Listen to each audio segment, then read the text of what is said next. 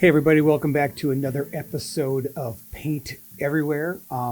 It's been a little while. I have been super busy, just like everybody else is. I know, I understand. We all have lives, but I just really wanted to jump on here quick. I am in my lovely work studio. If you are watching on YouTube, I have a podcast, or we have a podcast studio in the Journal Sentinel, and it's a Sunday afternoon. I just jumped in here. I was at work doing a few things, catching up, and I thought I would jump in and just spout off a few things that I was kind of thinking about art and about why I create art, and a little bit about making money, and why I had a conversation with an artist that kind of led me down this road. So I wanted to talk about that a little bit. I guess where I want to go with this is maybe first a little bit about what led me to kind of start creating art in the first place, which will lead me into the making money with art, in creating art, to kind of lead me down that area too, which I think sometimes there's a little bit of a stigma when it comes to artists and making money with their art. You have this starving artist picture that is painted sometime incorrectly. I believe that in order to be an artist, you need to be starving. And I've read a couple good books, and when I started doing this on, and admittedly, I think that it was important for me, when I started doing this, that it would be nice to be able to make the money back that I was spending on the supplies that I was, spending on creating this art, which, I tend to make larger format pieces. I do acrylic on canvas, and I started creating large canvases, and the canvases were not cheap, bigger canvases, and you need to create a lot of paint. You need to use a lot of paint to create these large paintings. So yeah, I enjoyed the painting aspect immensely, but I thought to myself, number one, it'd be nice to make the money back on the money that I was spending on the supplies. But I like to think in long terms too. I absolutely love my day job, and I'm not going anywhere. But I'm 52 years old, and I'm not going to be doing this day job forever. And it would be nice to have something set up for retirement. I think it'd be cool. I'm involved in a couple different art groups, and the people that are involved in these groups, there's some younger ones, younger than me, but a lot of them are older, 50s, 60s, 70s, people in their 80s are artists. And it'd be nice to set something up for myself for when I do eventually retire, to be able to continue to do this and maybe even have it as a source of income. And I think that there's some type of a, maybe it's self-imagined by me, where I create it myself, where you say, hey, I created this, now I want to, sell it. And, people might, whatever. I'm not going to go really deep down that road, but I just kind of wanted to kind of address the selling of art a little bit, because I think that, when, for me anyway, what I back to what led me to do this kind of stuff anyway. My day job, I am a still photographer. I'm a photojournalist in a newspaper, and which is very creative in its own right. But when I am out doing my assignments for my daily job, there's always something in the back of my head that is that when I go out and I shoot something, I'm thinking to myself, I hope this either works for the assignment, or I hope it works for my editor, or I hope it works for somebody or something. So in a way, I'm trying to please some type of other entity. Which is that's part of the job, and that's fine, and that's what I'm doing. Um, but forever, I would see art and abstract art, and I would look at it, and it wasn't so much I was looking at it and saying to myself, man, I can do that. And that wasn't the case at all. I was looking at it, I would see it in museums, or I would see it at art shows, and there was something that was inside of me that was saying, I need to try to do that. There was some type of force in me that was saying, I don't know if it was a force or whatever. There was a drive in me that was saying, I need to do that. And that was going on for a long time.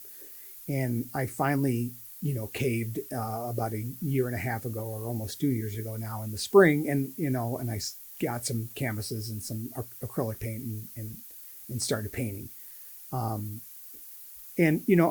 guess the block for me in doing that was what, I think a lot of people have this kind of block too, where you think, well, number one, I'm 50 years old. I don't want to try something new. I'm busy with other things. I have my day job.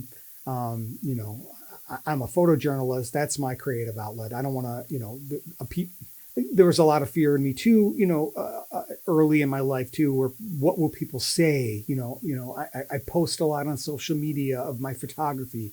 What are people going to say when all of a sudden I start posting paintings, or abstract artwork? They're going to, stay in your lane. You're not an artist, you're a photojournalist, but man, the older you get, you really start this amazing thing starts to happen where you really start to care less and less what people think. And you start to realize too, and this is something I really wish I would have, you have those, if I would have only known this when I was younger moments, life's pretty short. And, people, number one, don't really care what you're really up to very much. You're so self-consumed with what you're doing, that people don't really care that much, as much as you think they care with what you're up to.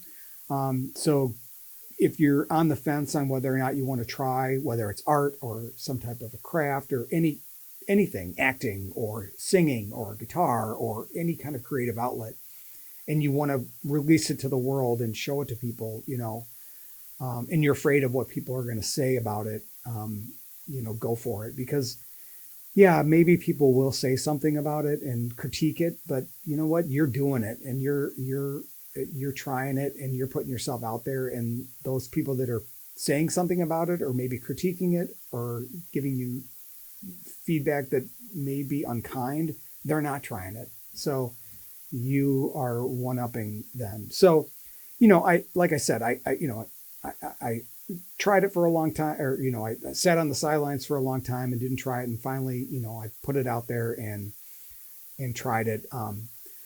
But it's something where, as far as like the photojournalism aspect of it goes, my day job when I'm going out and I'm shooting photography, I'm like I said, I'm always trying to make sure somebody else is happy with the creative work that I'm doing. And when I started doing abstract painting, it is just a pure creative outlet where I am just doing it for me, and I'm just creating for pure, unfiltered creativity that it is just all for me. And there was a lot of times during my photo assignments where I would go out and shoot an assignment, and I would get an accidental frame of my foot, or some blurry a blurry frame of a crooked tilted horizon line or something like that, and I would see that frame in my outtakes, and I would play around with that frame for 15 or 20 seconds, and then realize, okay, I got to refocus and go back to my assignment, and so there's always something artistic in me, with even those types of shoots that I knew that was in there that I had to get out. So So that's, I think there was always something in me that was leading me to doing some type of abstract art. And so when it comes to selling, I you know I just really feel like I'm not going to be ashamed of trying to put my work out there. And I really do enjoy. There's a marketing aspect to it too, where you post stuff on social media, and you have a website and you bring people to it. And I have a newsletter on Substack. I have an Instagram page where I post social videos of time lapses and all this stuff. And my dad, who has since has passed away. He passed away when I was really young, when I was 12 years old.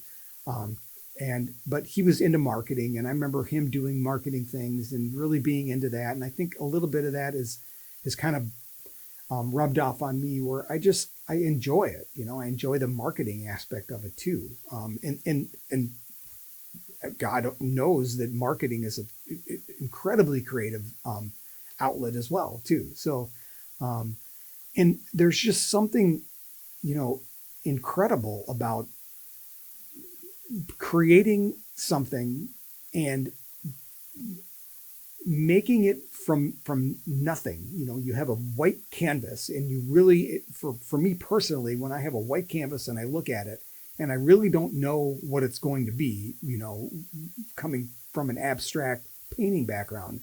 I mean, I kind of know what maybe color scheme I'm going to use, but I'm really not quite sure what it's going to be. And you start painting it, and it becomes this thing, this piece of art, that, after I'm done with it, maybe it's because I haven't been painting for very long, or I'm not like super educated with fine art, with painting, but I get done with it and I think it looks pretty good. And I release it to the world and post it, and somebody likes it enough to want to pay money for it and hang it on their wall. I mean, that's unbelievable to me, and for them to want to like pay me enough money that's like the amount of maybe a car payment, or sometimes even like a mortgage. I mean, you have no idea. I mean, that makes me almost want to cry, for somebody to want to do that. I mean, it is nothing I take lightly, and it's incredible. So, I don't, take it for granted. And, I thank everybody that has ever purchased anything from me, down to an 8x10 up to a 4 foot by 5 foot painting. I mean, I feel so incredibly fortunate and so lucky, and I love doing this. So like I said, I just had some kind of random thoughts swirling through my head. I don't really have, if you're watching this on YouTube, I'm not going to really have much time this week to throw a bunch of visuals behind this. This is it's Sunday, Monday. This is the Sunday before the elections on Tuesday, and it is super busy. I'm going to be covering a political rally on Monday, and then Tuesday is the election. So I have my Marquette. I teach a class at Marquette, so I'm busy preparing for that too. So it's busy right now. But I just wanted to jump on here and record this and just say hey. So I really appreciate you listening, and I hope to present to you some more art soon. I have not been painting in the last week, and it's driving me nuts. That's it. Thank you very much for listening to Paint Everywhere, and I will see you again soon. I hope you guys are all well. Bye.